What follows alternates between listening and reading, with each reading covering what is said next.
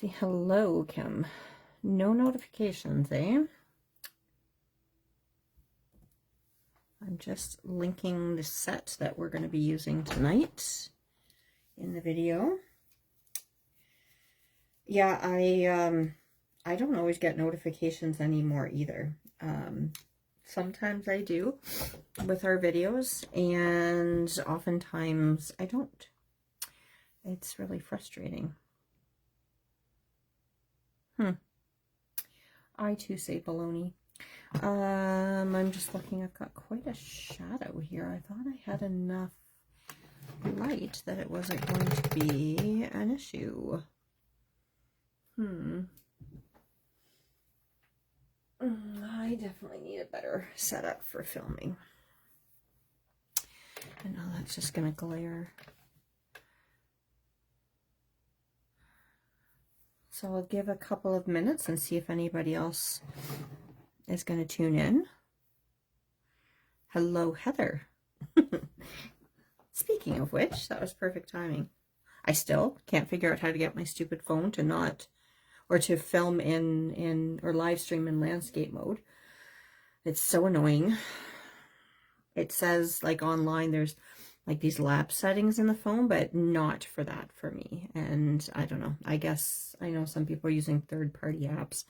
I don't know. It's so dumb. It's so dumb. How is everybody doing?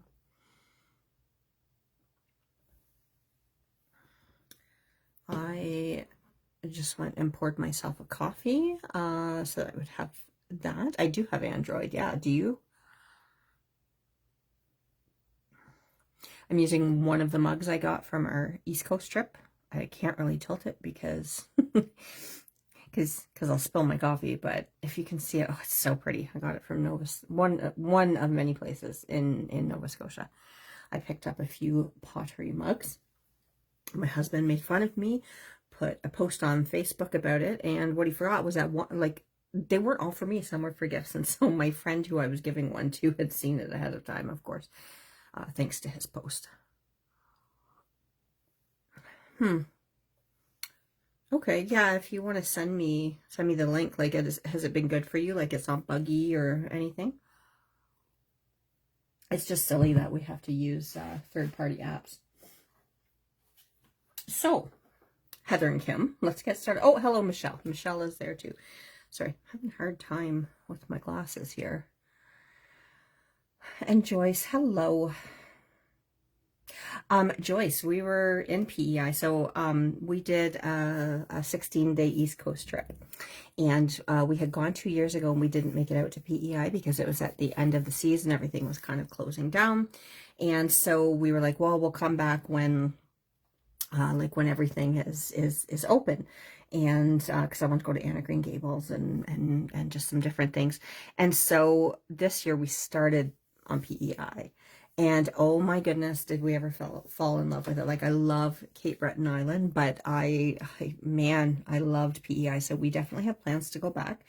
And I picked up a couple of mugs from PEI, but I gave them to our neighbors because they took care of our plants while we were away. And I kind of wanted a PEI mug for myself, but then all the ones I picked up in Nova Scotia, I really, really liked. And so I gave up the PEI mug, but next time I'm getting one for myself. So, and hello, Jennifer. Okay, let's get started. We are going to work tonight with Underwater Pals. So I have it sitting here. I don't know why I've got such a bad shadow. I feel like I don't usually have that much of a shadow. I don't know. I'll fiddle with my light in a second here once I kind of get set up. But we're going to work with Underwater Pals. I am going to watercolor. Because I thought it was fitting for the Underwater Pals set. And I am going to try to, I bought a die set off of Amazon. It was like a super cheap die, but I was like, ah, heck, I'll try it. Just for like a sliding mechanism. And I'm going to give it a try. Hopefully it will work. I did test it on the watercolor paper. I've never used it before. It did cut, So we'll see. I don't know if it's going to work or if it's going to be a great big flop. So, but hey, what's our new motto, Kim? As per Danielle, what do we say now? I'm okay with that. So I'm going to be okay with how this turns out. I think it'll work. Sorry, I'm slurping coffee here.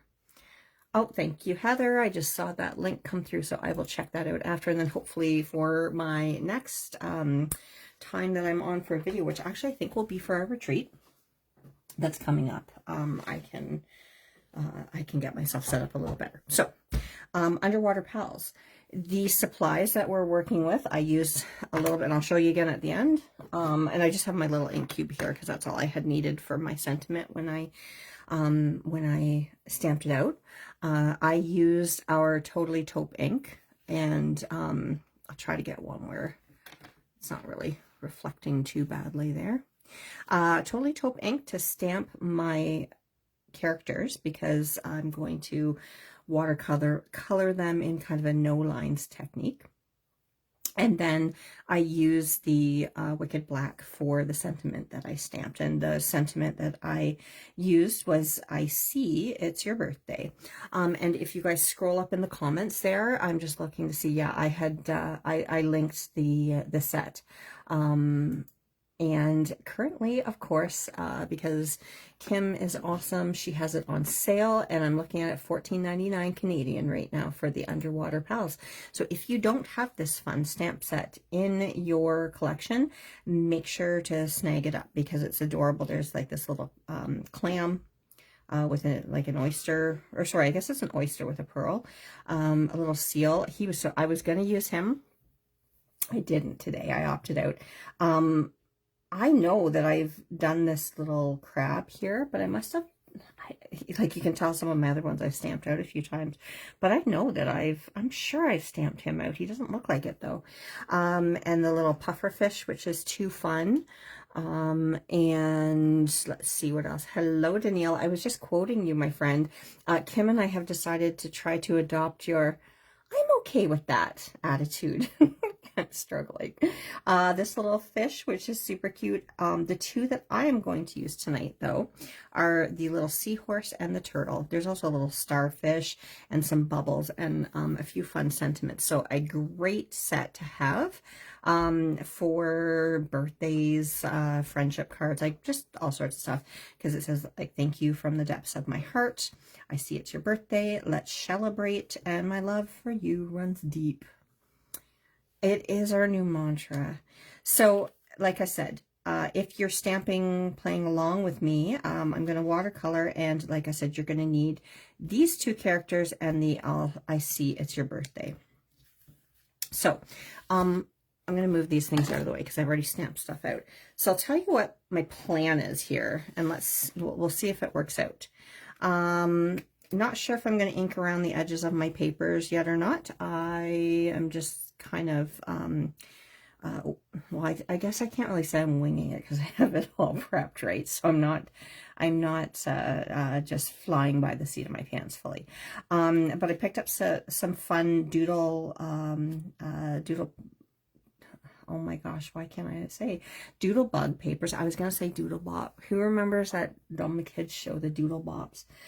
I forget, I think it was Ainsley's era, not Nathan's, I don't believe, but that I always get stuck on that. But anyways, I pulled out some fun colors because I figured we could kind of use the tealy blue sort of color for the water. And then I had a few options in here for the seahorse.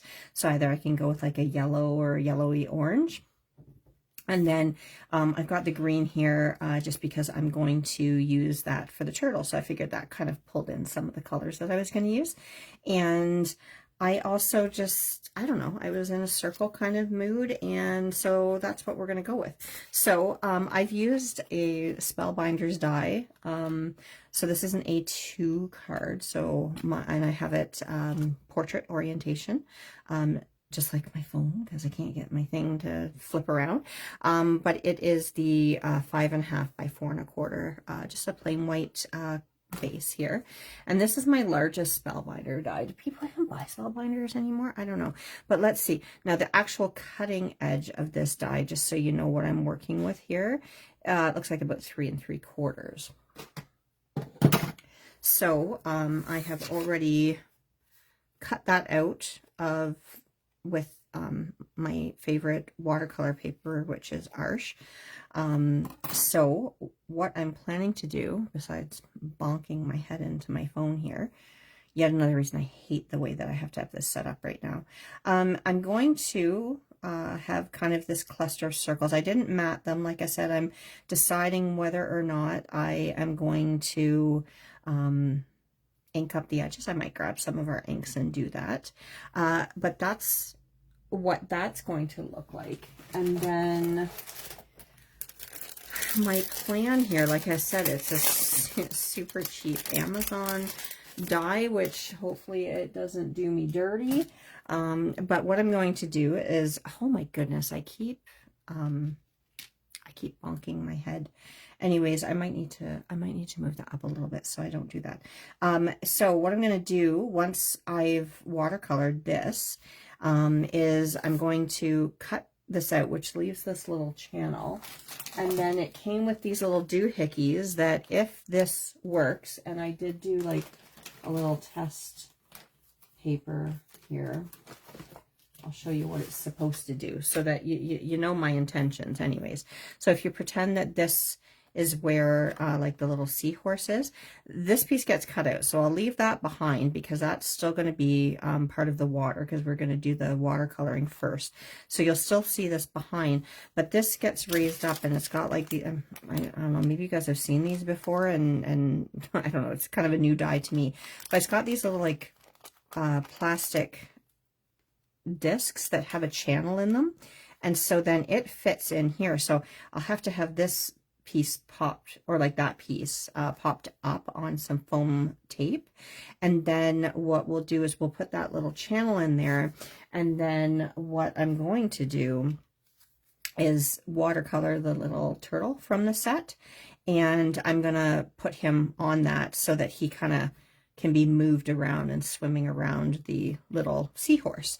Now, when I was testing it out, there will be, you know, points that he kind of covers up the seahorse a little bit. Can't be helped. I wish this was a little bit bigger. I mean, there were other shapes in here as well, but I really kind of liked the idea of him being able to sort of swim all around there. So that is the goal. The other thing, oh, I forgot to grab out. Let me see. Hopefully I can find them, because, one moment, please. Where do I have them?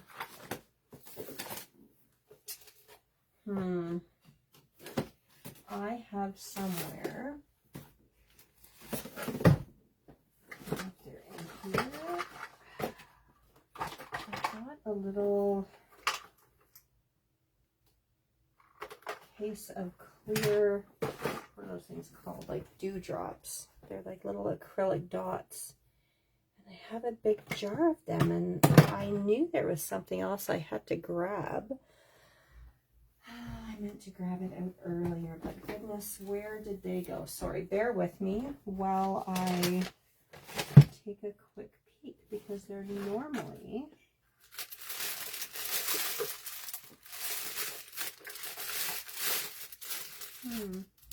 in my one bin here.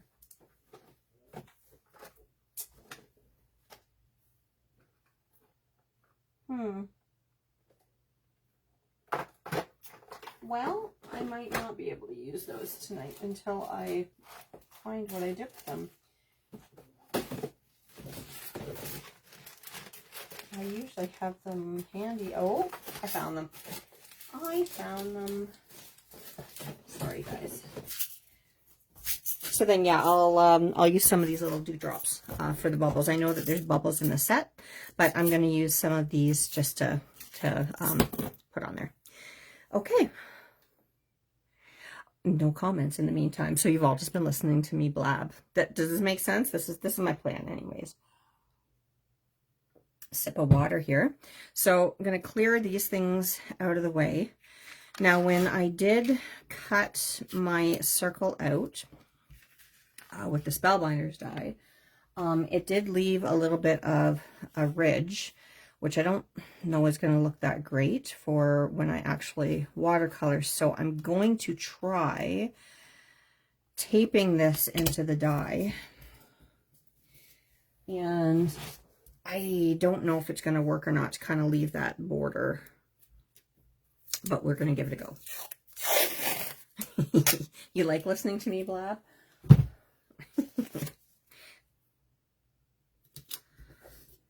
Okay. So let me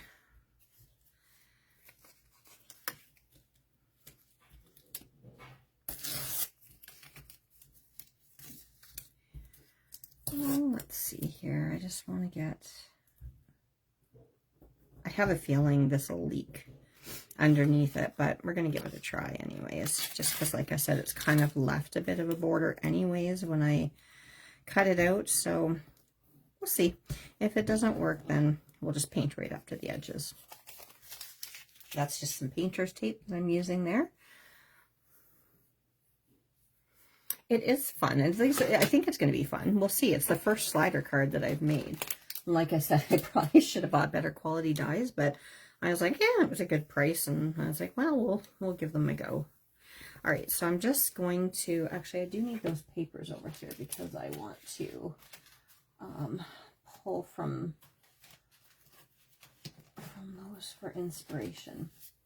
So I'm going to leave these handy. I'm just going to pull my 2 things of water, one for dirty, one for clean.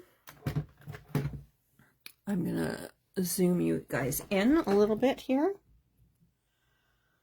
And I'll move this a little bit here.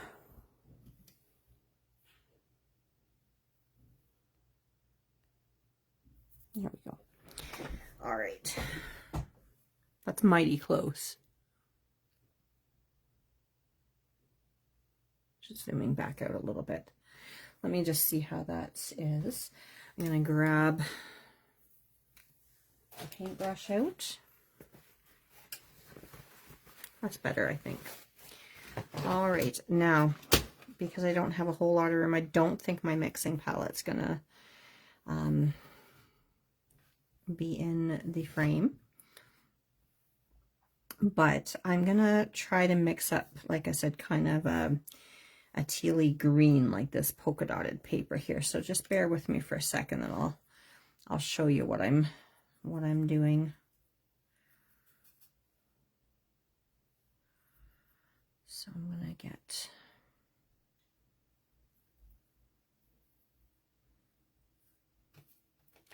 a nice big puddle. So what I'm going into right now is a cobalt teal paint, and I'll show you guys in a second here. So I want to get my paint mixed up first, and then I'll wet my paper. Oh, a little hair there.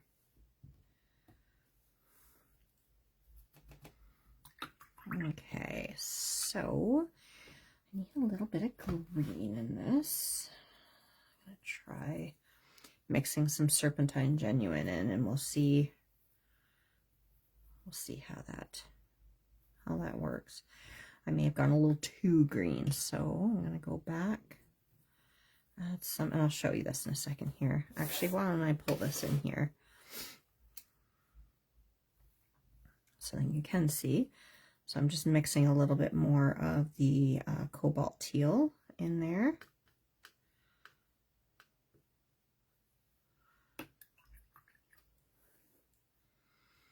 Maybe just a little bit of, I have a deeper teal here that's a little bit more blue.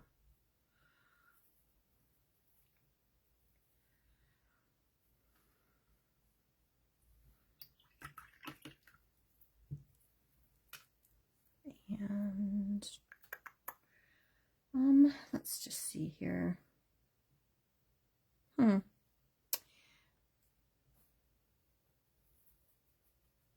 think that might work. It's close anyways. It's a little closer to the darker teal dots. in here than it is to the lighter paper. But that's okay. So I think it'll be good. Let's grab just a touch more green, maybe. Mix that in. I think we'll go with that. I'm gonna move this out of the way here. And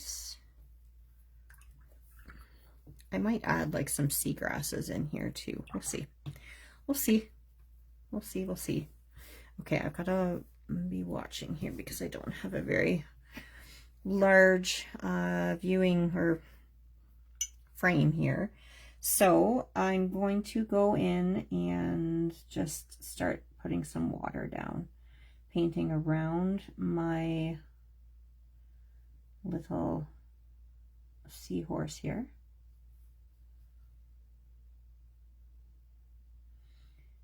Because I want to get a nice soft blend with the water. So I'm going to go carefully up to the edge here.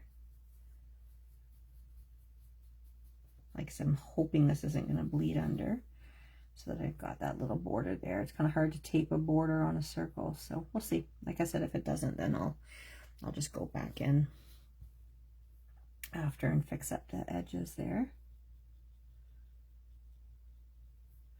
But I want a nice soft blend, so I want the water to be done in the wet on wet or wet in wet technique, simply meaning that you're going to be putting wet paint onto wet paper, and where the paper is wet is where your paint will flow, and where it's not wet, so coming right up to the edge of this cute little seahorse, the flow should stop.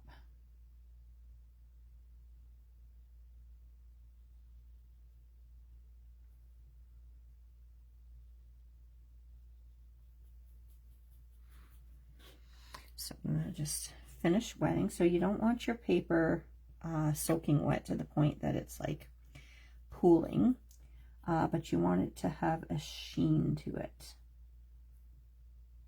And I will go and do a quick second layer of water.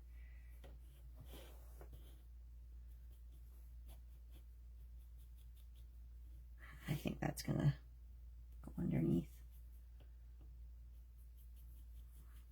We'll see though. Okay, I'm just going to quickly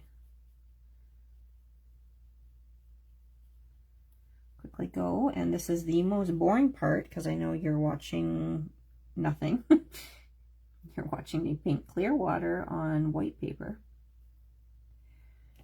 and it's very boring but necessary.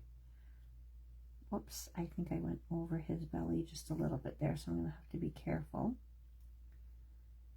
Okay, so I want the paper all to be evenly wet, and it is a little thirsty, which is why I've done the 2 layers there. So I'm just going to let that absorb for a second.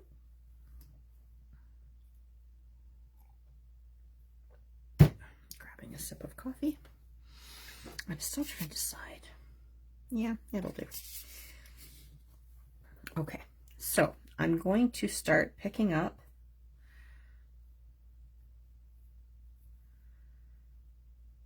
a little bit of this paint here, and just gonna throw it on the paper here. Whoops, I need to move over here a little bit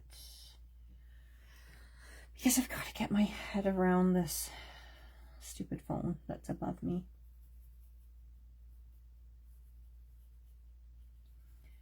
And I don't mind if there's some gaps. I want to get some variation in here. And so on my palette there, like I have that paint mixed up, but it's not evenly mixed up on there, meaning that there's some little bits in my pool of paint that have more of the teal and some that have more of the blue or the green.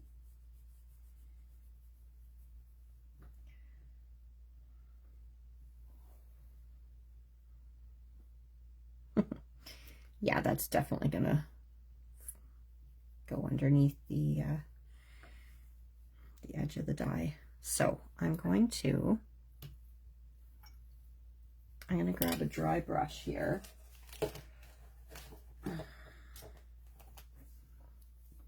And I'm just going to try to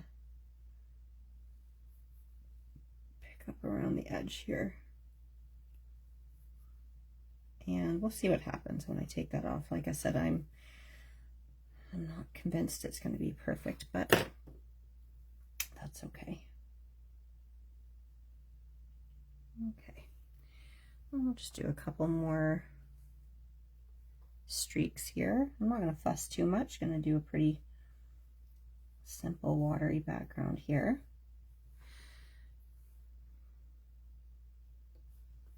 And just kind of let the watercolor paint do its magic.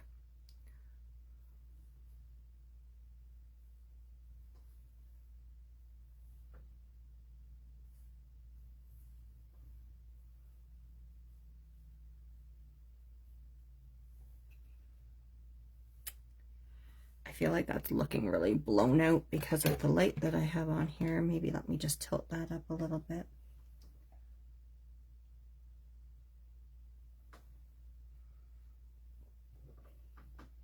Because it looks like it's got a better pigment payoff in person than what it's showing up on the screen there. It looks like there's not much color in there, but there is.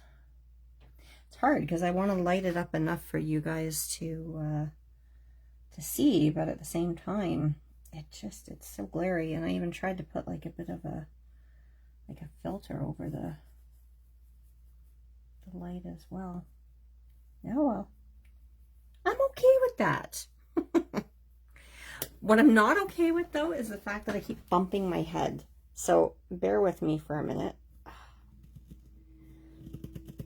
Nope, I've got it tightened too much. I was going to try to move that up a little bit, but oh well, we'll work with it. Okay, if I bring this a little closer, you should be able to see it's definitely has more color than what's showing up there. Okay. I'm not even in the screen. Okay, so I'm just letting that dry just a little bit because I want to add, like I said, a little bit of some seagrasses in here. So I'm going to grab some of that Serpentine Genuine that I had. That's a Daniel Smith color, by the way. That we had here, and I am just going to, no, that's terrible. So poor little guy. I'm just gonna start to wiggle in some little grasses here. That makes for a pretty lousy day at daycare.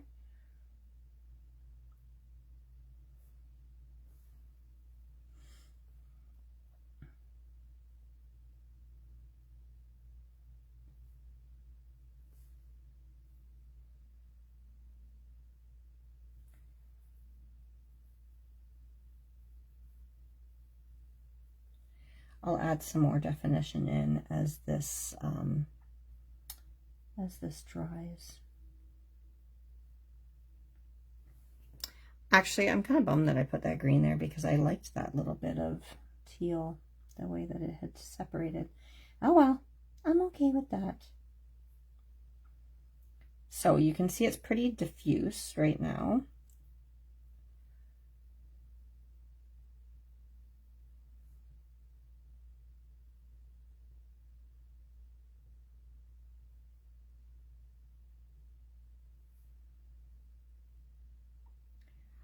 Because right now the paper is still quite wet, so it's kind of just sucking it all out there. So I'm just going to tap in a little bit more, and then I'll have to let it dry a bit before I can really get much detail in.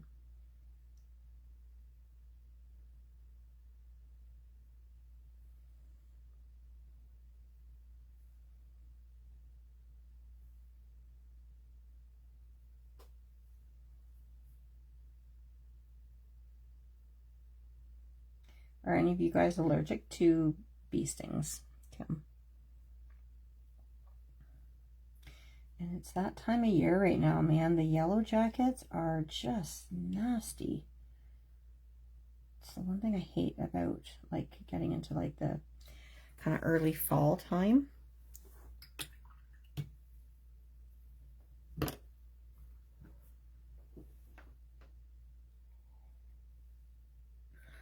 Hello, Tamara. How are you? Thanks for joining. No allergic reaction. Good, good. Okay. Still, it's awful. Poor wee guy. I am also going to grab a bit of my favorite darker green, undersea green, because when that dries a little bit more, I'll just add a little bit more definition. So I'm just mixing the darker green into the lighter there on my palette. That's good. That's good. That's good. I have to figure out what color I am going to do this little seahorse as well. I'm just noticing here I did mess going right up to the edge there. I'm just softly blending that in. Because I can go yellow, because there's yellow polka dots in this paper. And then there's the orange as well. Maybe I'll go with a yellowy orange. I'm just going to play around on my palette here to mix some up.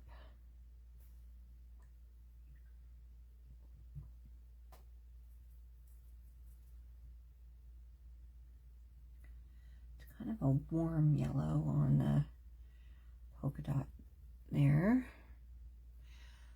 I'll maybe do that and then add just a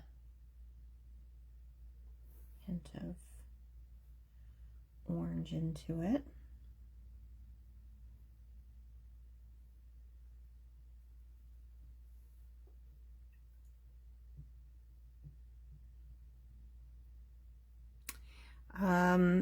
Yeah.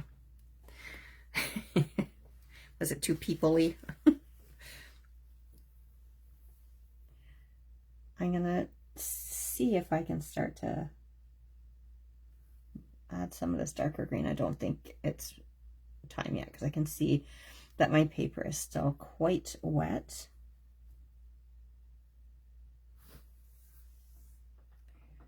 But I can get a little bit of some shading in, and then, oh, some of it's okay.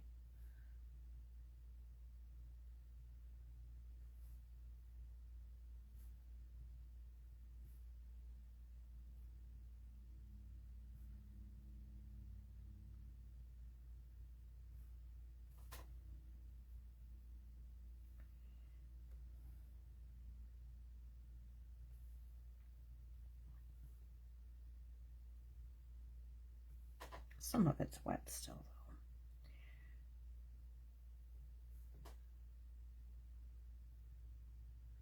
Not looking to add a lot of definition in here. So some of my paper, like up here, is drying up here. So you'll see that now it's not blooming out as much. Now I'm using a darker color, but I've got a little bit more control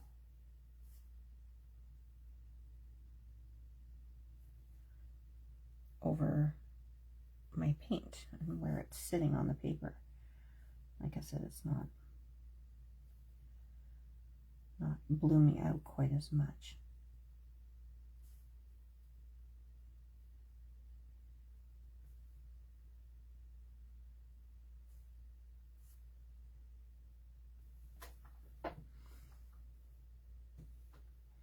This is quite a bit drier over here.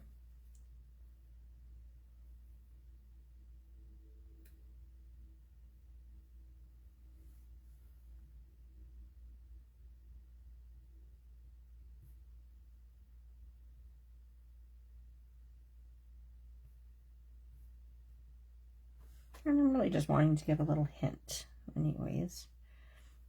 up some different shades in here.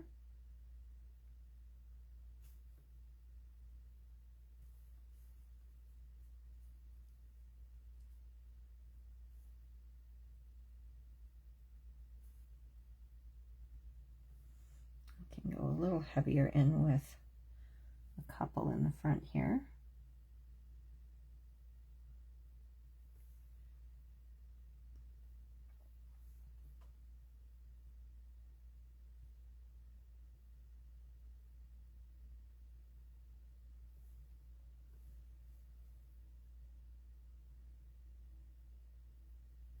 Bearing in mind, I'm also going to be cutting that little channel out. Neither have I, Jennifer, so it's a first time for all of us here. Well, for some of us anyways.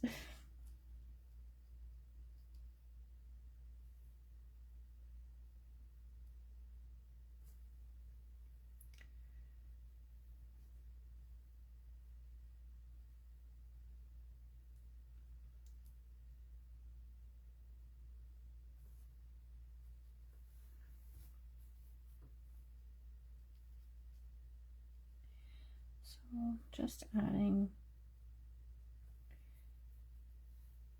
hints of that foliage in there.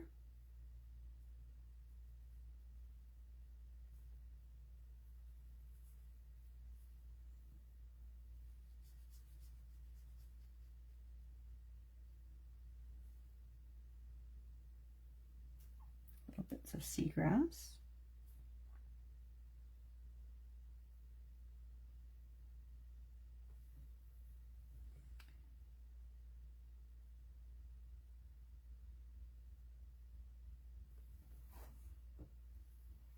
And I don't really want to go too dark with it because the papers that I'm using are kind of bright and fun.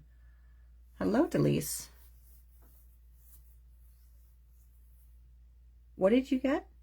Oh, did you? Well, then it's a good time to create with it tonight, eh?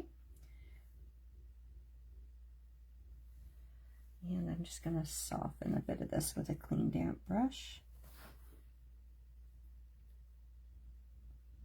Like I said, more just to give the hint.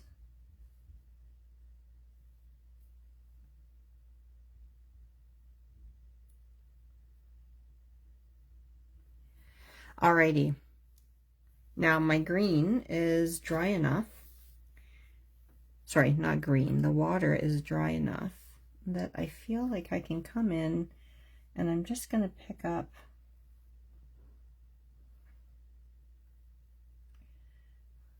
and I'm not going to do wet on wet here, but I'm going to pick up a little bit of this yellow. I'm actually just mixing a little bit of buff titanium into it just to lighten it a bit. But I don't want to add too much because it's quite an opaque color. So I'm just going to go ahead and put in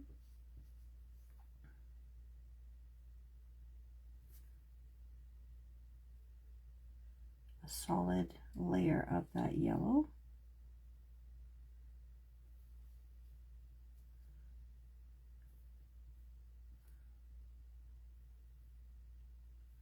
He's tiny enough that I don't feel like I need to do wet on wet.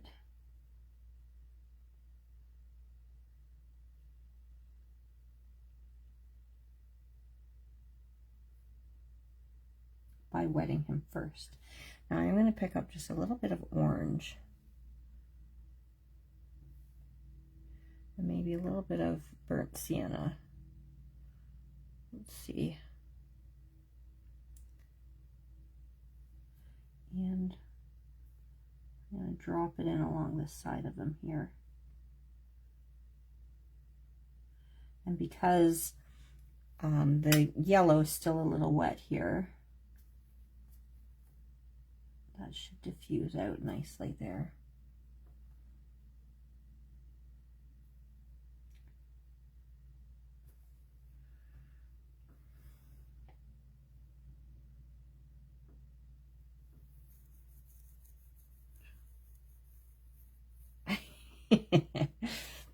She's a fierce shopper, that one, eh?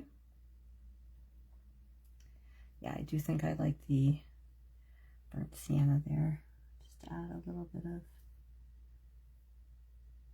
texture and definition to him here. And let's come in and we'll do those little marks on his belly there.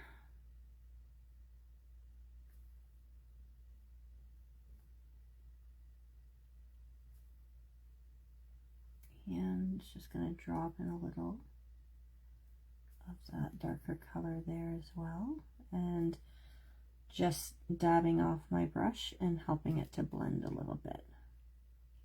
And soften that edge a bit. Come back in with the yellow.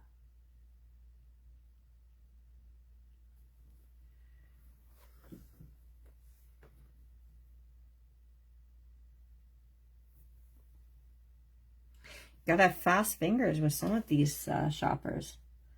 They are fierce competitors when it comes to getting those deals that you want in Shop the Box. You gotta be prepared.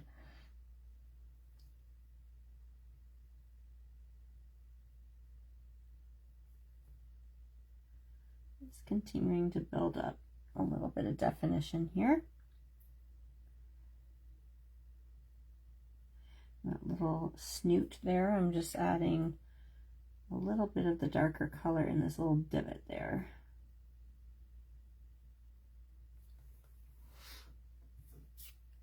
It's not quite the right yellow, but it's far enough away that I don't think it'll matter too much. Now, let's see. Maybe we'll, again, mix up kind of that darker orangey kind of color for the spikes on his back.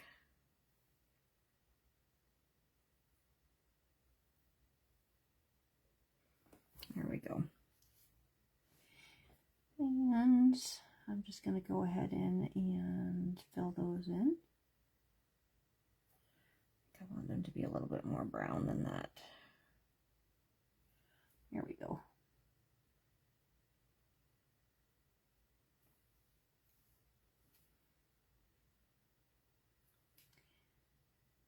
And then we'll set him aside so he can dry once we're done him, and then we'll work on our turtle there. Anybody painting along this evening, or are we watching and gonna work on it later?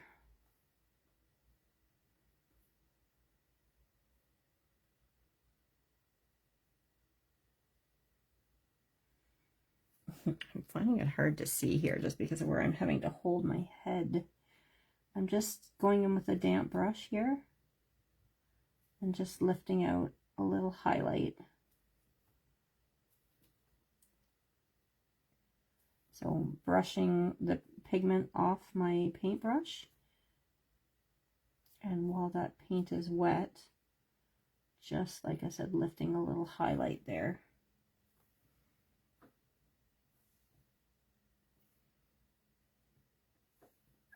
Everybody's very quiet. Very quiet. So you're either bored or you're busy doing your own thing. Not much chatter. Okay, let's get these little scales. Not scales, what do you call these? More like a fin.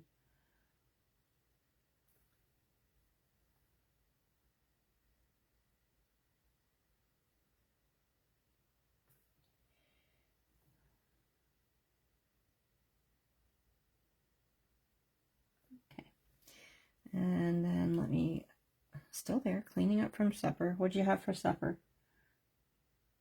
We had some leftover steak. Dean barbecued last night, so we had somebody here trimming our redbud tree in the back, so it was handy to have the leftovers from last night. And then I told Dean that I had to hop on to do a video with you guys.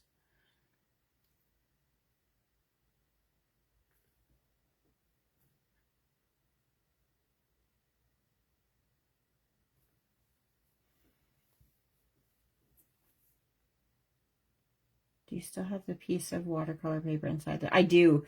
I'm hoping that it's going to give me that little bit of a border, because like if it was like a square or rectangle, I often tape it up just so that I've got that bit of a border at least, but we're going to see how it turns out. I'm not fully convinced that it didn't bleed underneath.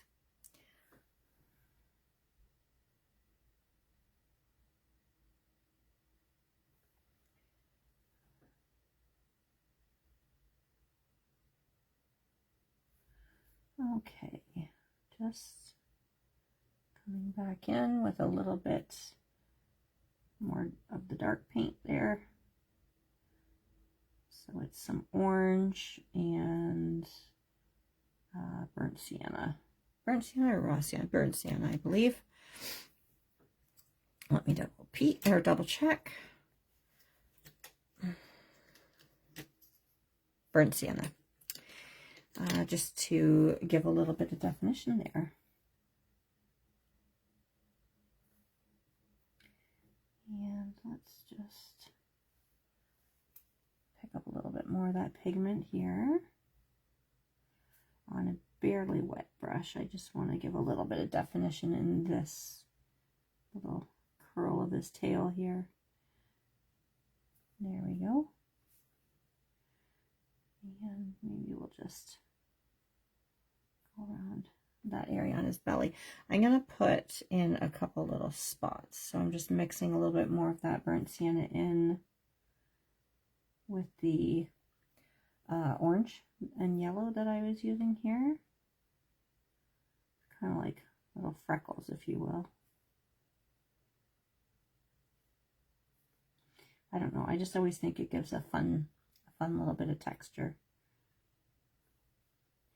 And I'm going to use that same color. Paint in his little mouth. The paintbrush that I'm using is a silver black velvet. I love these brushes. They come to such a nice fine point. This is around 8, but they're very expensive. And you can get away with some, like the Princeton Neptunes that I always used to use. Those are good brushes too, but man, like just look at the point that you can get on a very large brush. And even this one, which is, I hardly ever use it because I don't usually paint in a bigger scale here, but on this 12, like that looks like it's going to be quite big there, but if I wet this, just look at that beautiful point that you can get. Teeny tiny point on a big brush. So these are great brushes. So, you know, if you're into watercolor painting and say coming up on Christmas time or birthday or something, and you got people asking, hey, what would you like? I do really like these brushes a lot. I'm just going to go around, and I don't know if I'm leaning into the frame here, but I'm going to go around his eye. Just with a little bit of that brown.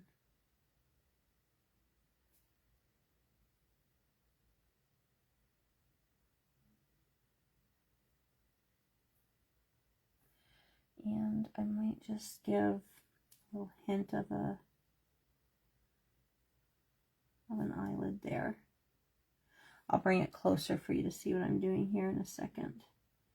I just added just a little something. And maybe we'll add just a couple little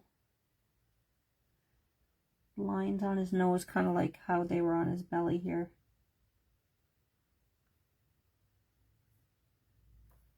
Okay, and then just a little bit more dark. Okay, now I need to shade those eyes a little bit. So I'm going to grab, let me just see here. This is like a shadow violet. And just going to mix it up. Really watery here. Could use like a neutral tint or something as well. But I just want to drop in Just a little shading to his eyeball there.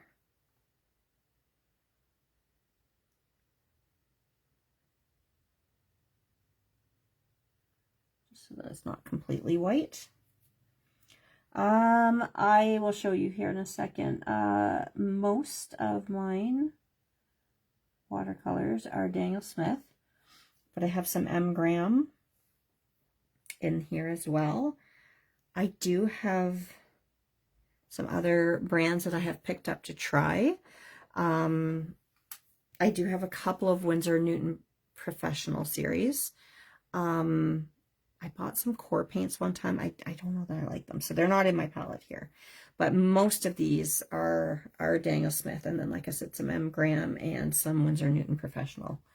So I buy them by the tube, and then I pan them. What color shall we do his eyes? I think we're going to go with that darker teal color.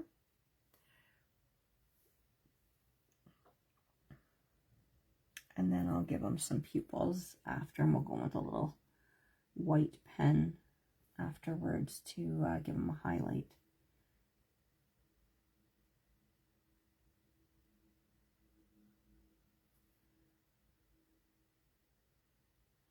Just going with the teal because I don't want to introduce too many other colors. Now, there's a little dark, so let's wipe off that brush. And we'll just pick it up a little bit. And then, like I said, we'll add a pupil in. Probably just with my paint, because I don't want to... I mean, I guess the sentiment is in black, but there's not much black on here. I think what I'm going to do is just go in with the yellow and just glaze over his body here.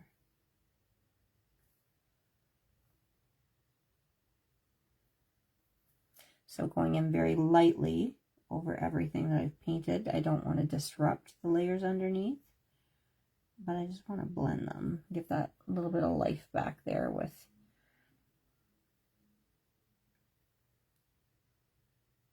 that bit of yellow.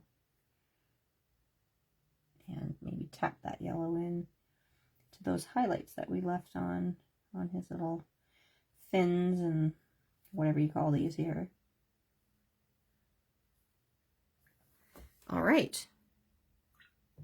That looks very, very bright on my screen. So I've got to let his eyes dry a little bit. Thank you. Thank you, Debbie. Okay. I have Opera Pink, I believe. I'm sure I do. It's in here somewhere. There it is. Yep. So I did buy Opera Pink, put it in my little pan there.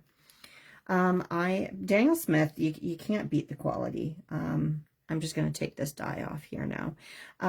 They are fantastic paints. And I will say that I know when you start with a new medium, you don't always want to go gung-ho and, you know, dump a ton of money into your supplies. But that being said, I would say start with a small set of high quality artist paints, because a lot of the frustration, and also paper too, get good paper. And I always, oh, look at that, it worked.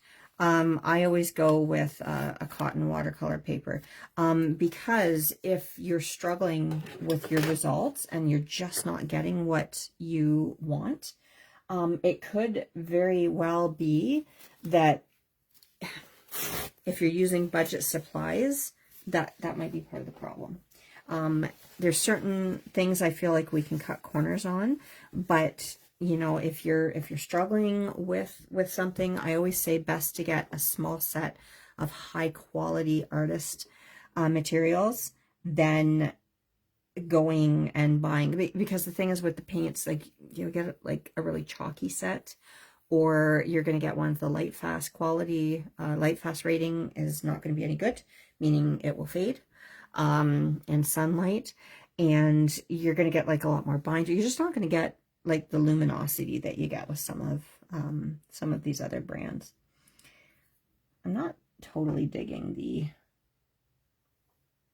seaweed here that I did. I might just go in and work a little bit on that here. I feel like we could add a little bit more definition to some of these leaves now. And I didn't really, you know, look up what seagrasses look like. I just kind of winged it. Our stamps are whimsical, so I feel like, you know, you don't necessarily have to be spot on with things looking realistic. So I'm okay with that.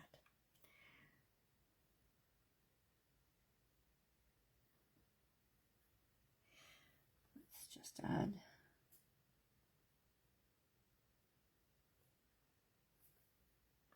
a little bit more detailing in here. It did work, and I think it did because I was careful with my water application. I didn't go too heavy near the edges there.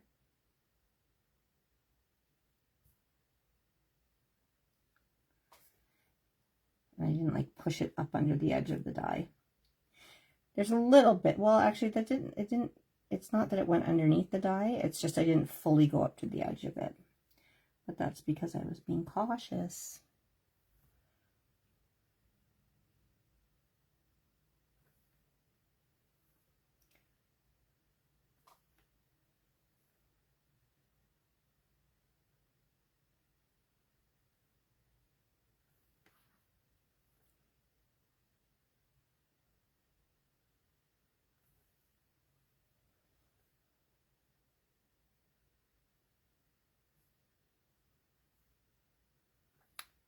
So I'm just kind of working with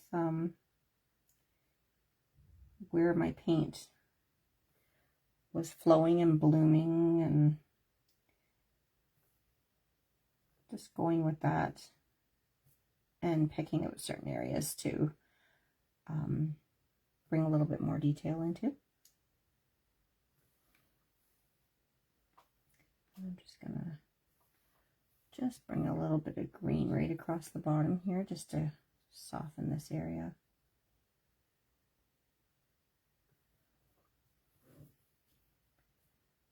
Same thing here.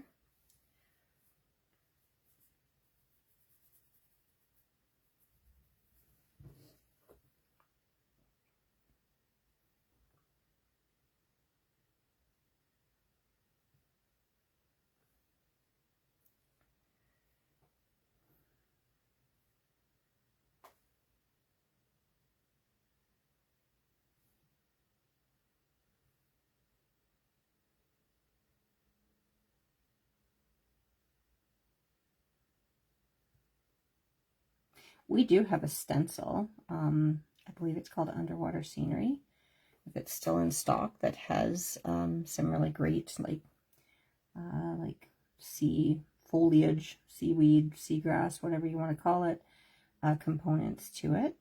And I know one time I did use it as a, like I kind of sketched it out for a similar scene with, I don't know if it was the same stamp set or what, but it is a great stencil to have. I think, Kim, you used it just recently in one of your journal pages. The movie songs, I believe. You kind of did it for your Little Mermaid flavor there. I'm going to stop fussing with this in a minute because I feel like I could fuss for quite a while.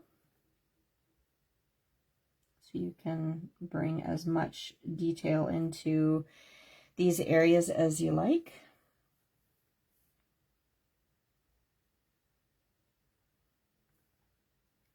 But that, yeah, that would definitely be a fun stencil to use with this set. you're doing some shopping. But I don't know if it's in stock. I should have probably looked first before I'm pitching that one. But it does make for a nice easy background if you're wanting to work with inks. But like I said, sometimes I like to trace out elements of the stencils and then color them in, be it with markers or with paints. So it can help you to build those backgrounds in a few different ways.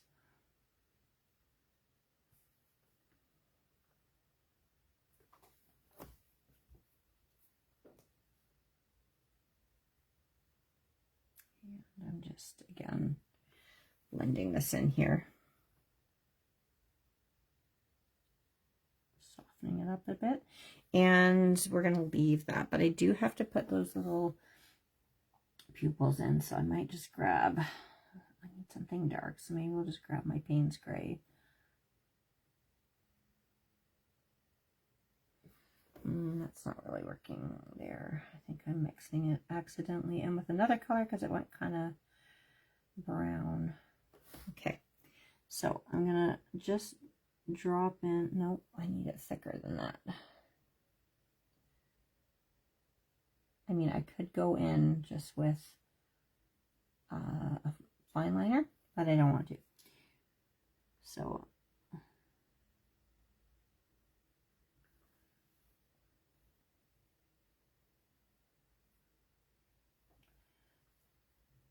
just putting in,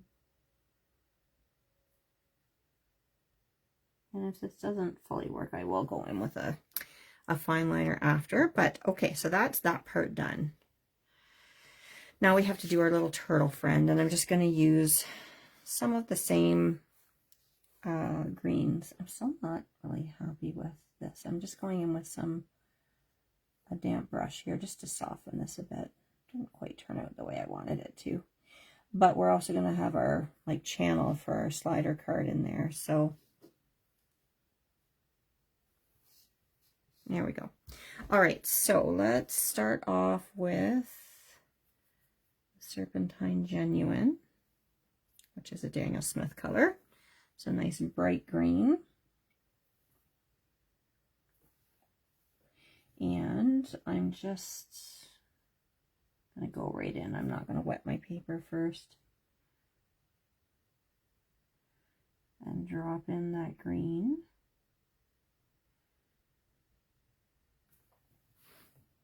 There's a glare.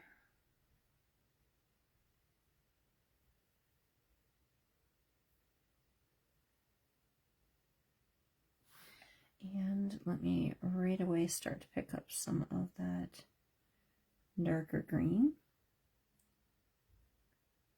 And I'll drop it in while that's wet. And that will give us a nice shadow.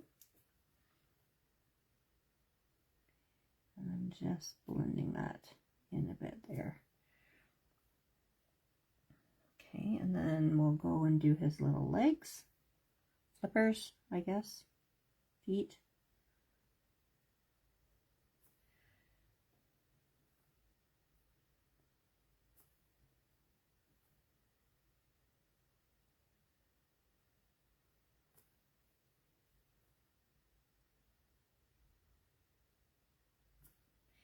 And go right in with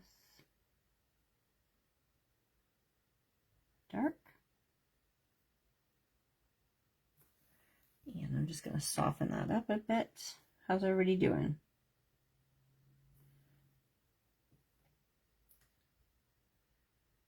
Did I lose anybody?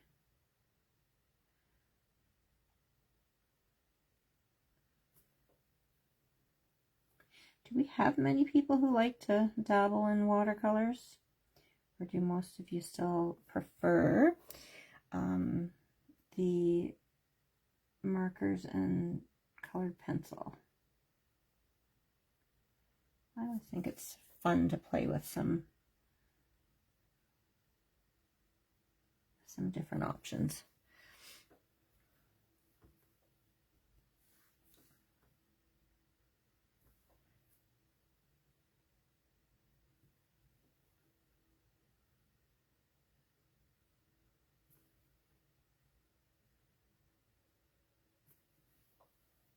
I'm just dabbing off my brush here. And we'll let that dry. And I think we'll grab some of that burnt sienna, maybe a little bit of burnt umber for his shell, pardon me.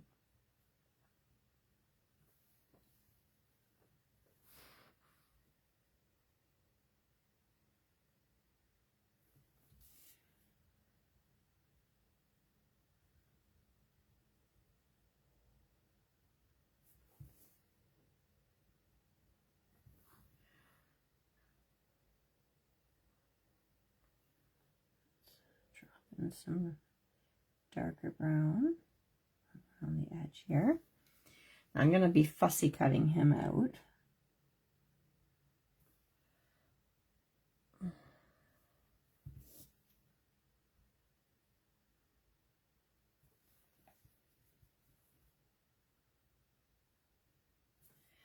Sorry, I'm really struggling with that glare from my light. It is hard to see.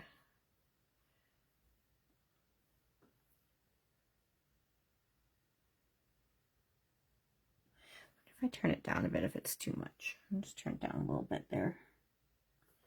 Now I've got to get a nice deep color here. Where's my neutral tint?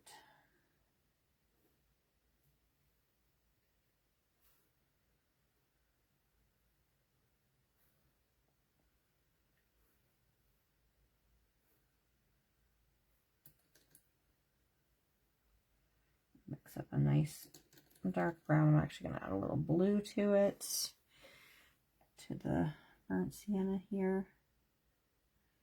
And this is just the little bit that you can peep inside his shell. And then we're going to use that to add these lines in.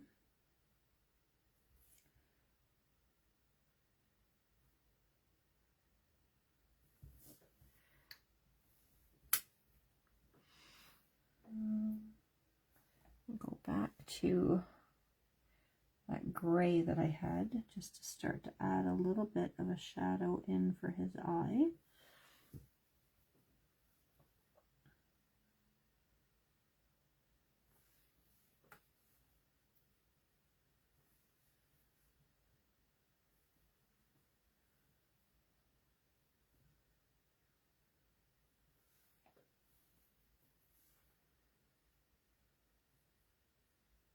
Just a little bit of a hint of something there, so that his eyes aren't stark white.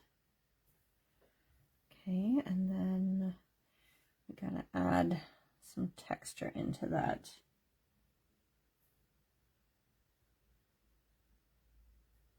shell.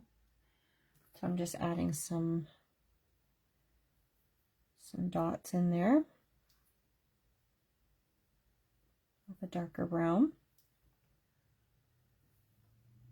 And I do want to just get a little darker right underneath here.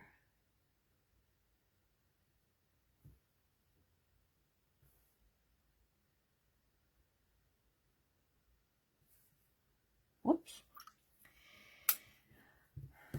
Clean damp brush and just, let's see if I can't lift that mess up there. There we go.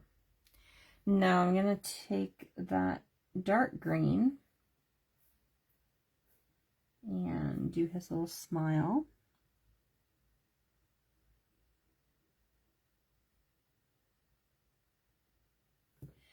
And then we'll do a couple little like turtley freckles on him.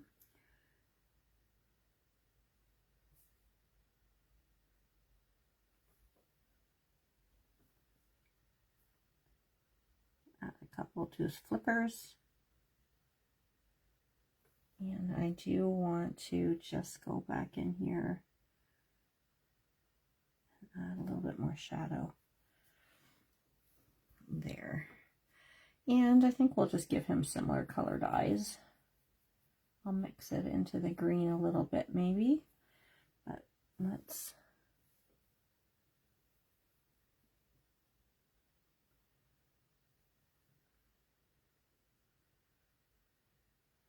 do the same here. I just need to pull this a little closer here for a second.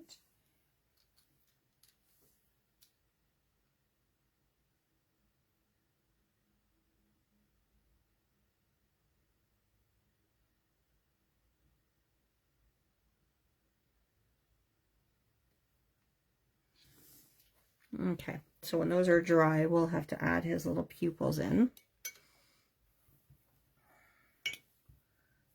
I need to blend that out a little bit. That shadow on his eyeball turned out just a little sharp. Okay, I'm going to grab my white Sharpie pen, which is still in my pencil case that I brought to Kim's house. There we go. Is there a starter set of paints you would recommend? Yes, I will show you in 1 second here, Jennifer. Thank you, Kim. Welcome back, Danielle. Watercolors scare me, but your videos have inspired me to try. Oh, that's very nice of you to say. Thank you.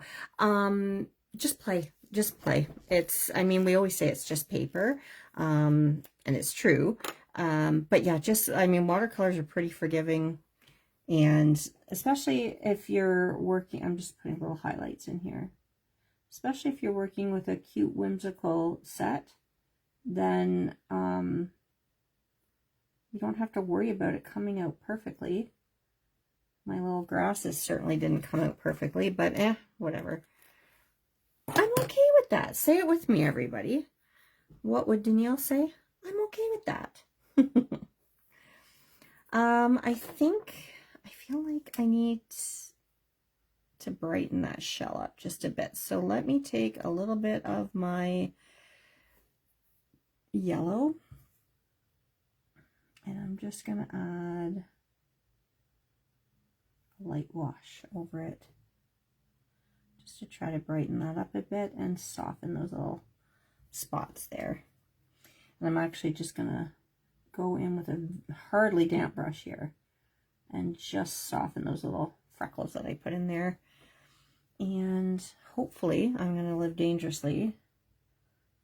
Hopefully that those eyes are dry enough that I'm going to drop in a little pupil here.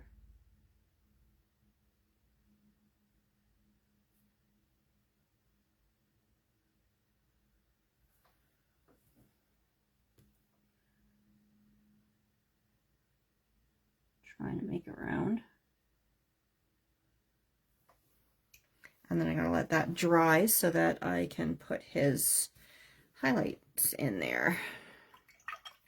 And I think that's it for watercoloring. So let me just set this out of the way. While that's drying, let me see if I can find that little set that I was talking about there.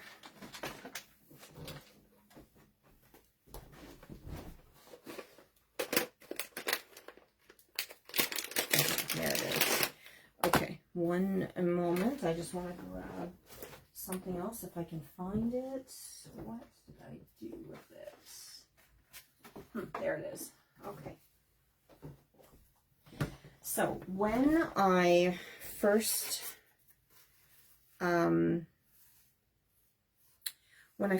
got into watercoloring, I had bought, well, I'll show you this too. Hold on one sec. I had bought this set. This is a koi watercolor set, and I did do some fun stuff with it, but they're kind of chalky paints. They're not amazing, but it was fun though. It came with like a little water brush. I don't even know what I did with it. These sponges, and the kind of nice thing, I know I'm really zoomed in here, but hold on, can I? No, wrong way. So if you, let me see. So, you know, you can kind of bring this with you on the fly. It's got this mixing palette here, had all these colors. It gave me a taste for watercolor, unlike what I had. Oh yeah, it has a little ring on it too, so that you could travel with this one if you wanted to. It was much better because the only experience I had with watercolors was the cheap set that they gave us in high school art class, and I hated them. They were basically like, I feel like they were like that little strip that you get in like in coloring books as a little kid. And I was like, you can't, like, there was no pigment payoff. That was my impression of watercolor. I hated it. I absolutely hated it. So then I was like, well, if I'm going to try this, let me get some better paint. So I tried that one first. I was like, okay, this is intriguing. I kind of like it. So then what I did, I wanted to try Daniel Smith. So, first of all, I don't recommend buying at Michael's all the time because it's expensive. But if you can utilize your coupons, they have this little mini set here, and you can probably get it online and from other art stores as well. But I utilize coupons, and what this is it's a split primary set. And so you get these little mini tubes of the Daniel Smith watercolors.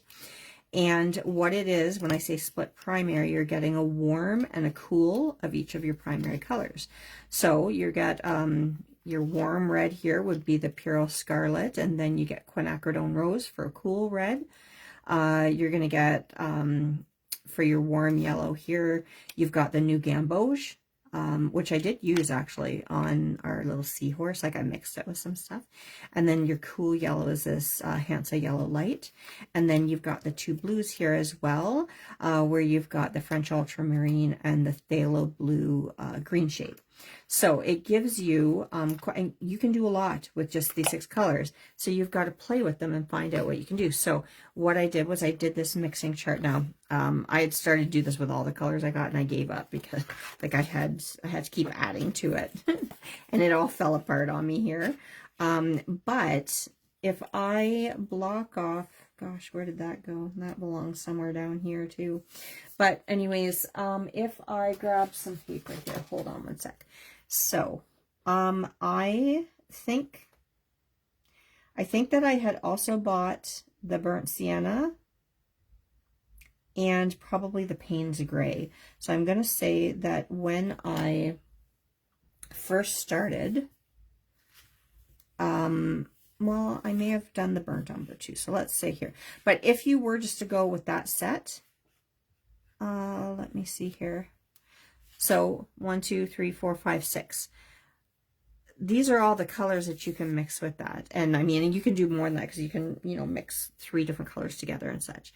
But you can get a lot out of this. You know, when you mix, and then if you add in a couple of browns and like a Payne's Gray, I actually really like neutral tint. That one, I think I have that in a Winsor Newton Professional. But like, let's say we just expand here to include like a Burnt Sienna and a Burnt Umber.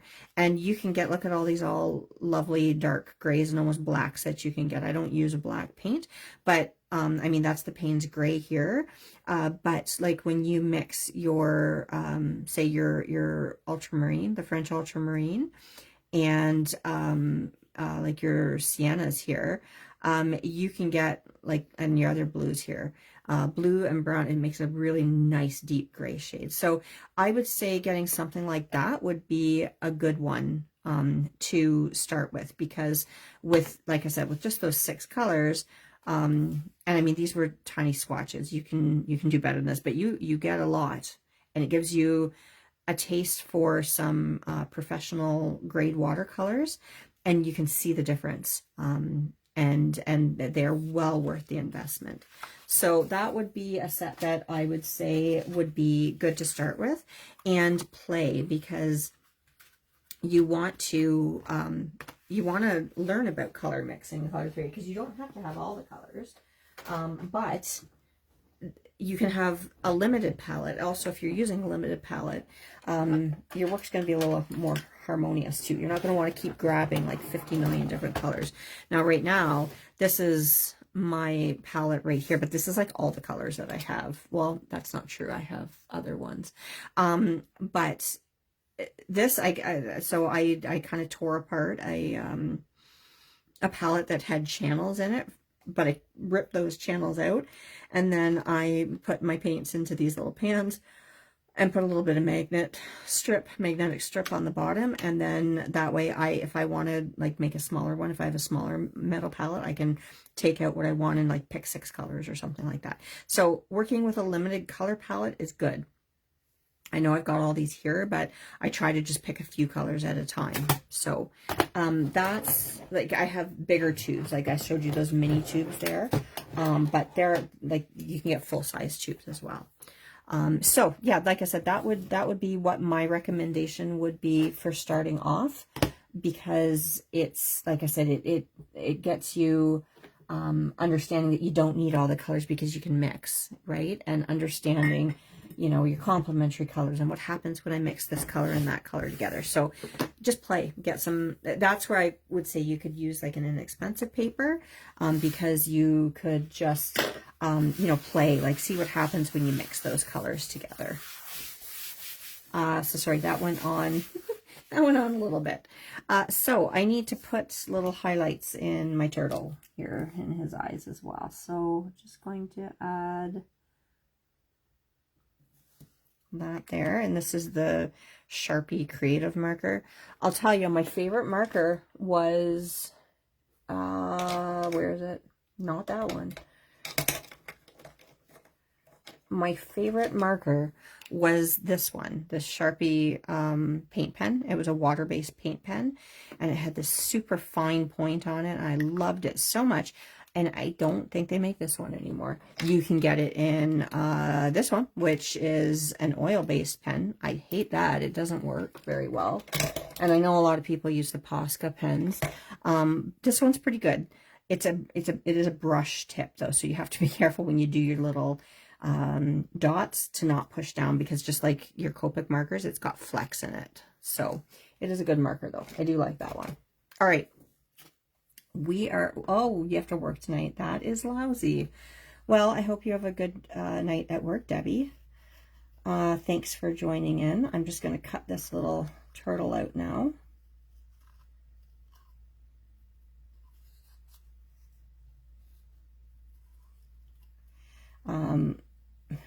Not as easy to cut it with the watercolor paper. It's a lot stiffer, a lot thicker than, say, if you were coloring with markers and using like a Nina or something.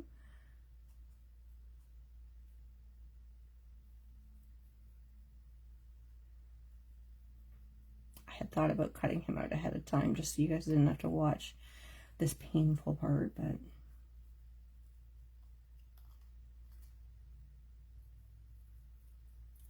nearing the end though. We're getting there.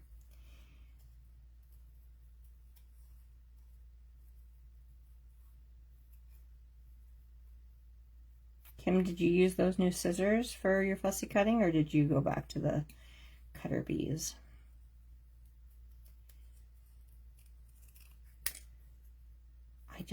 I don't know. I just feel like they're not as fine point as these scissors. But I'm curious to know what your opinion is.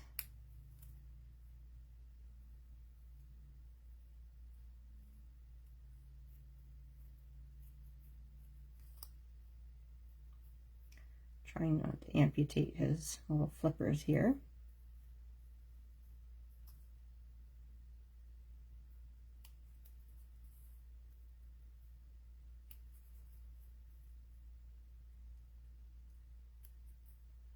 And normally if I was to color him in markers, I would have gone around the paper edge, like with coordinating colors, just to hide the paper core, but I don't know that I need to do that.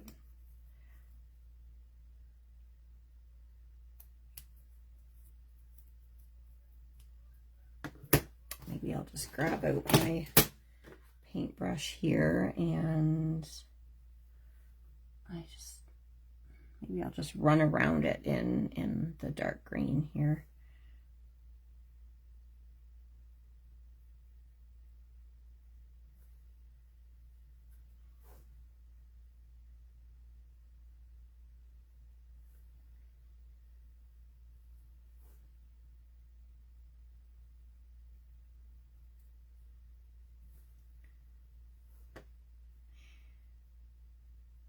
Okay.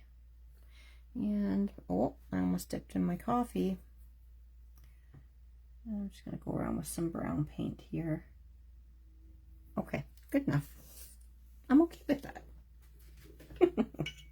When we go away in the fall, in October, like the last few years, we've been taking a girls' trip to the Muskokas, to Margie's place, and I feel like we're all going to be saying that the whole time. I'm okay with that.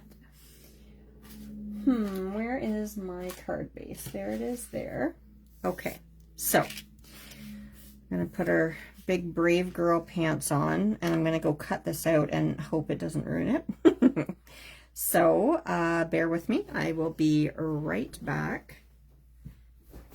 I mean, I'm taking 2 steps away, so I can keep talking to you while I'm doing this, but I feel like I probably shouldn't have bothered with the greenery, but that's okay.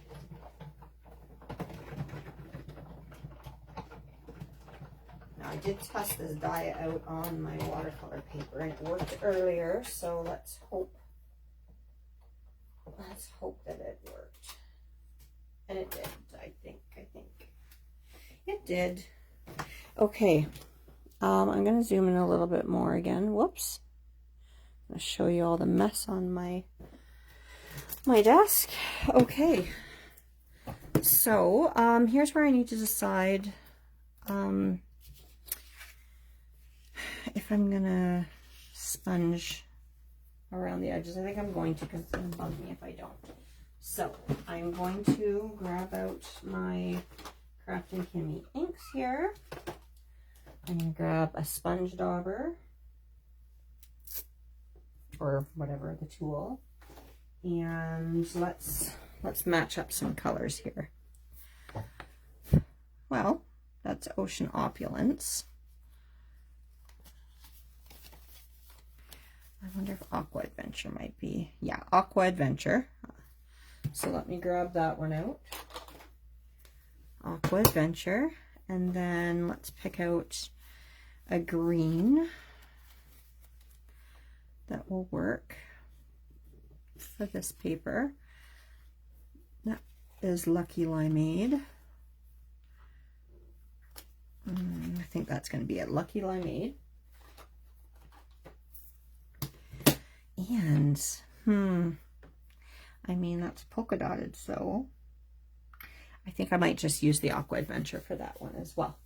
So let me grab my little sponge tip for the Aqua Adventure. And I might just go around my watercolor paper as well.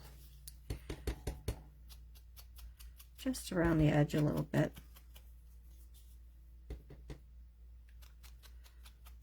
It is coffee chat time, eh? I don't know where the week has gone. Saturday, I am taking my mom to Stratford because I got some tickets for Dirty Rotten Scoundrels back from her birthday in July. And they had a really great sale on for tickets. But the only time that would work was this Saturday night, and I work Sunday morning, because the other times that would have worked were when I was away on vacation. And so I was trying to see if somebody would do a mutual with me at work so that I could not have to, you know, drive home from Stratford and then go into work the next morning, but apparently nobody can. So yeah, this week has just flown by. Because then, yeah, I'm back at work on Sunday. This is Aqua Adventure. I'll just use a little bit of Aqua Adventure around this as well. Just a little bit. Just a little bit.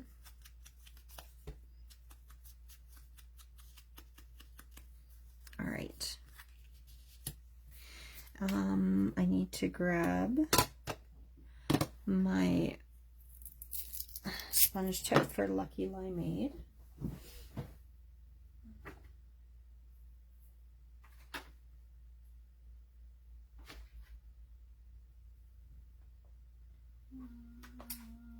is it?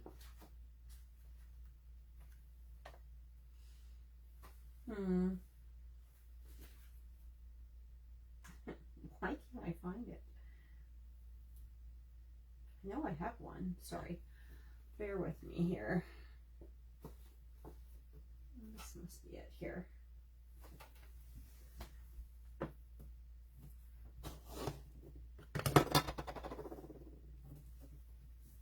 Actually, I don't think that is it.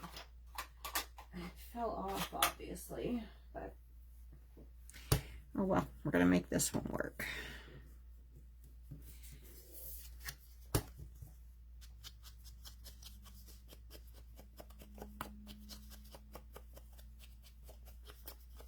I mean, this part of the circle is going to be underneath. It's not going to show. Okay, that's good. Let me set those out of the way.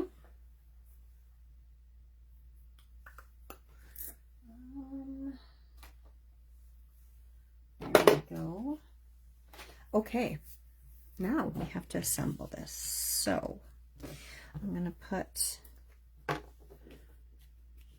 Make sure my card's opening the right way. It kind of does, eh?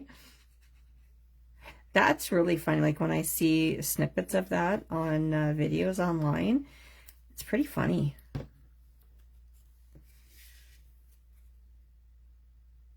I'm gonna put this just along this side of my card here.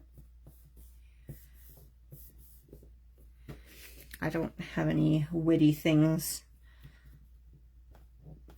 to make Crush say. And I've just got to eyeball where all this is going to go. So that's going to go there.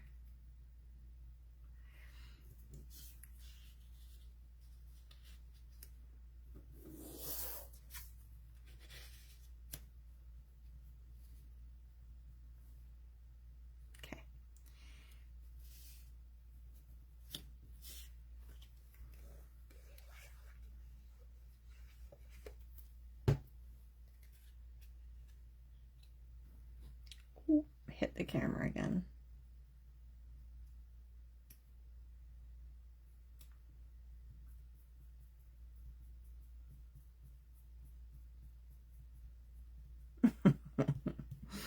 Dude.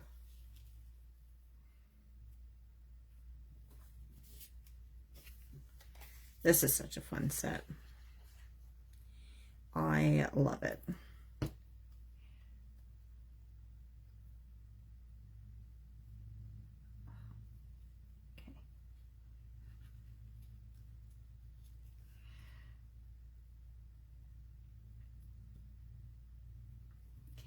Whoops. So one thing I do like about liquid glue is it's got that little bit of slip there, so you can play around. Now, what I need to do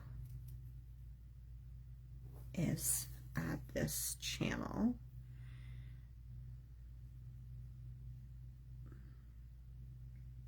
Back in. I hope this works. Be a real bummer, dude, if it doesn't. Okay.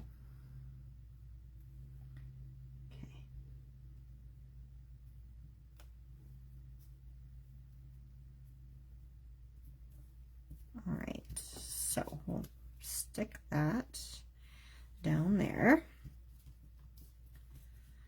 All right.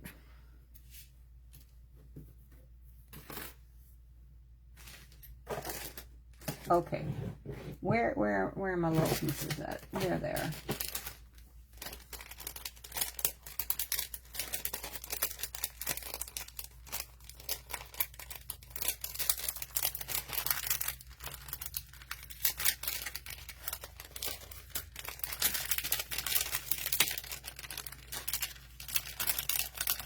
Okay, so we'll get out one of these little doohickeys, and then it comes with little glue dots. I wonder if they're any good.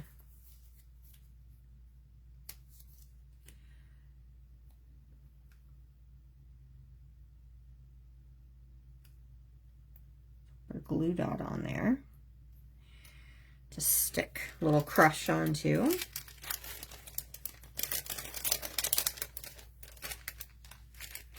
And just stick all this stuff back together so I don't lose it.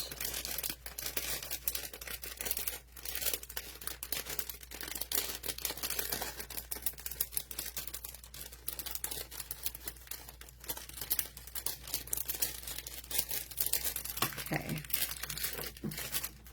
All right, now I need my foam tape.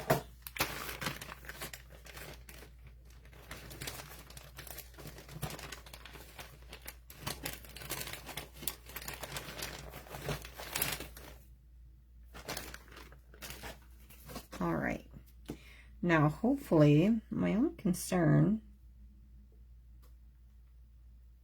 is whether or not I'm gonna have to do like 2 layers of the foam tape for it to have enough room to move. So let's experiment together. It's an early batch of seaweed up ahead.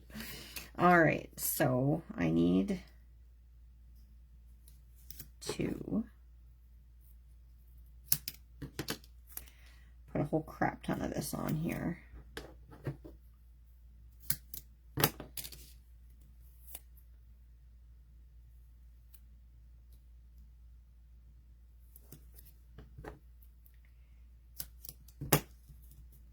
Okay. So what I'm gonna do is I'm gonna put little snips in here so that I can curve this.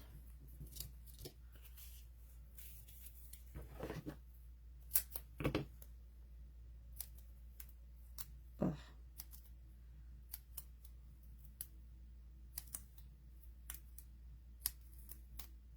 Kim, did you watch Amazing Race this week?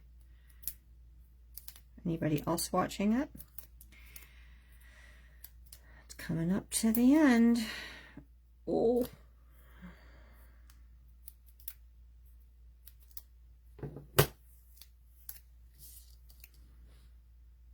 Oh, you know what's dumb? I meant to put a little bit of glue on this first because I don't trust foam tape on its own. It lets go.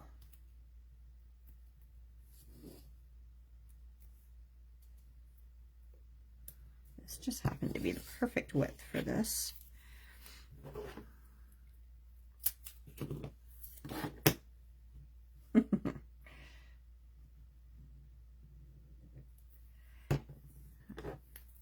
I can't believe it's almost done already. It feels like it just started.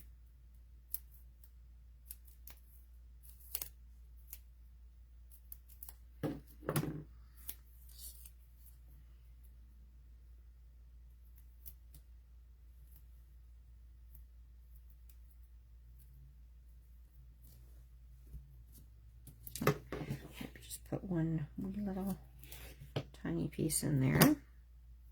Nearly judged that perfectly.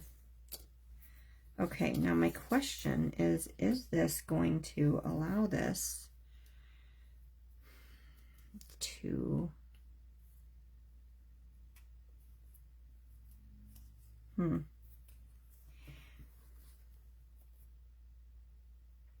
oh shoot, you know what I did? I didn't account for leaving enough room for that to slide around.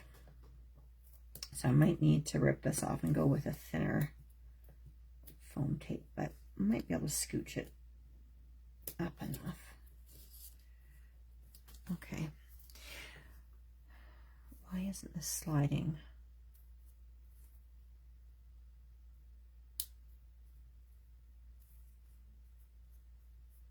I wonder if there's 2 different sizes of discs in there.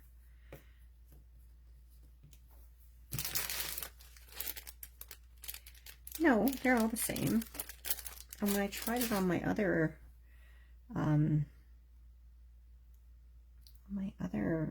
cardstock, it worked.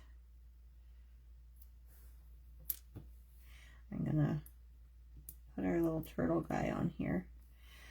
And I think what I'll do is I'll stick it to his head.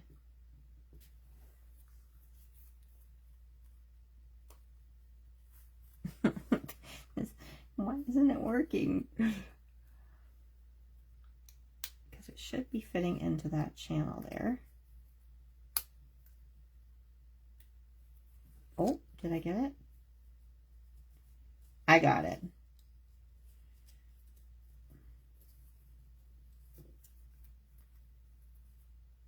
It's a little rough, but I can see why there.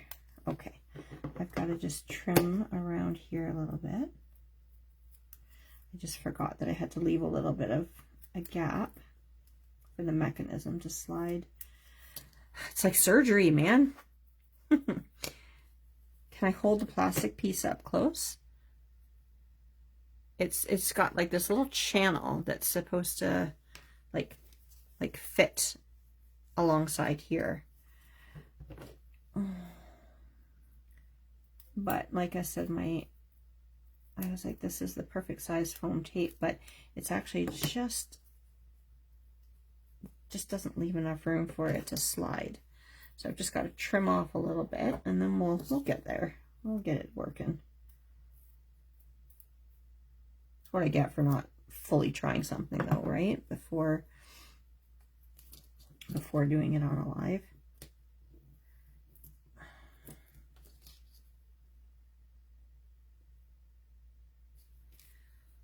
I think that I need to trim a little bit here as well.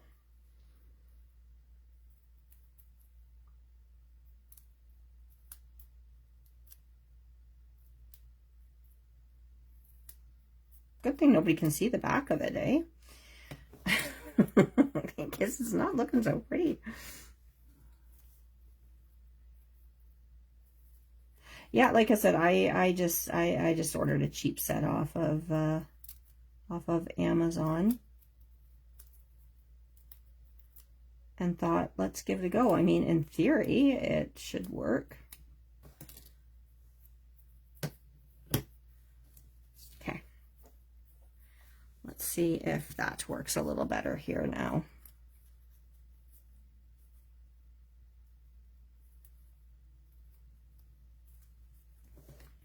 So he will, that's going to stay put. Ooh, right there. He's getting hung up right there. On something.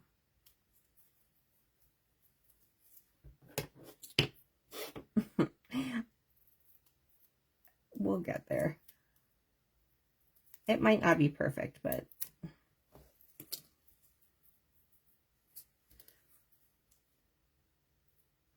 I may need to move it a little bit on him too, a little closer to his shell. Might work better. But when I was trying it out beforehand, it worked better being on his head. Okay, I'm just gonna go for it. And we'll just have to hope he slides.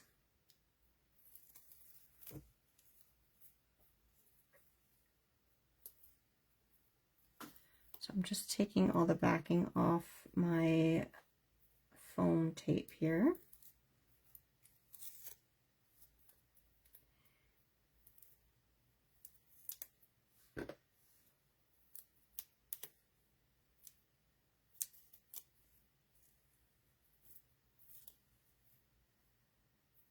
Making a mess.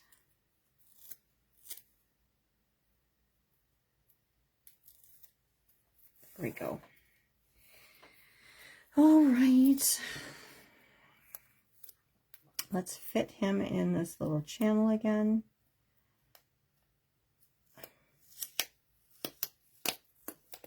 Part of the problem is because it's the watercolor paper, it's thicker than the paper that I had tried it on.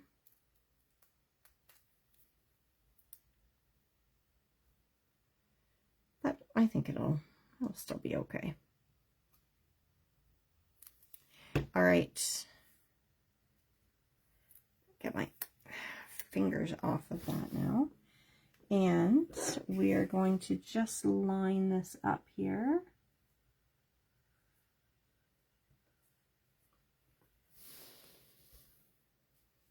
There we go. And so he moves a bit anyways. He moves on part of the track. So there's our little card there. And I mean, I kind of thought that this would spin around a little differently, but as you can see, oh, he made it all the way around. Look at that. Look at that, guys. It worked. So that is our card for tonight. Sorry, I'm just tidying up here because I've got little bits of foam stuck all to my fingers. And I want to just bring back everything that we worked with here tonight. So I think I'm going to put him back around. The nice thing is too that because he's on watercolor paper, he is a little stiffer, so you can maneuver him a little better. The only thing is because he's got kind of like the two parts to his body, you just got to be careful with that there. But that's fun. I like that. So let's leave him right there. So I see it's your birthday. I am just going to come out a little bit so I can fit all of the things on here. Actually, I'll bring it up a little closer for you to see because I feel like it's getting a little blown out by the lighting there. That's just fun. Oh yeah, I forgot I was going to throw some of these on. Sorry, I lied. I'm not done yet. I'm going to put on a couple of these. So let's put... Oh, don't tell me my glue is clogged. There we go. So this will dry clear. So for right now, you'll see the blob of white glue underneath, but I'm going to put a couple here.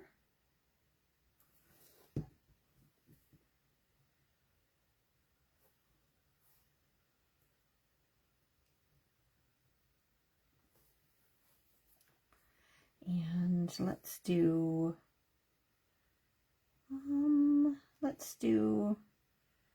one over here.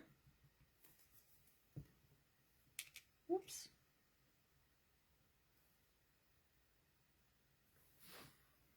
And we'll do a third on this one here. And then I think we'll be done. There we go. Now I'll call it done. Okay, let me just tidy this up here.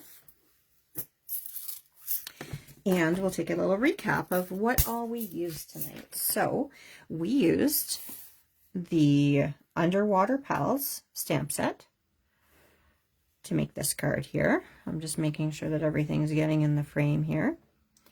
And we used Lucky Limeade ink. We used Totally Taupe, Aqua Adventure, and just a little bit of the Wicked Black to do our sentiment. I'm just going to scan it or scroll out a little bit more here. And we'll just get that all there so that you can see. So if you don't have any of these, if you're missing any of these products, you can pick them up in the Kraftin Kimmie stamp shop. Like I said, the Underwater Pal set is currently on sale, so it's an amazing time to snatch that up. Ew, you can see me in that. I don't like that very much. This is why I hate the portrait mode. But anyways, you can snatch that up in the shop right now. The Crafty Colors inks, you will find all of these colors under, there's like a set heading with the where you can just go into Crafty Colors. But again, it was the Lucky Limeade, the Aqua Adventure, and the Totally Taupe. I'm really happy you were able to join. If you have any questions at all, just let me know. Hopefully you get a chance to play along. If you create anything like this, just tag me in it. I'd love to see it. A few things, don't forget about our, or Kim's coffee chat tomorrow. That is 10 o'clock, I think, in this group here. So Kim can bring you up to speed on all the different things that we have going on. For those of you who bought the retreat, I'm just going to zoom in a little bit more again now. Whoops, that's the wrong way. For those of you who are participating in our retreat, that is coming up soon too. And I know that we'll be getting that little private group ready soon, so that you, those who have bought the retreat stuff, will be able to see as the team is uploading their instructions to get ready for the retreat. That's going to be a lot of fun.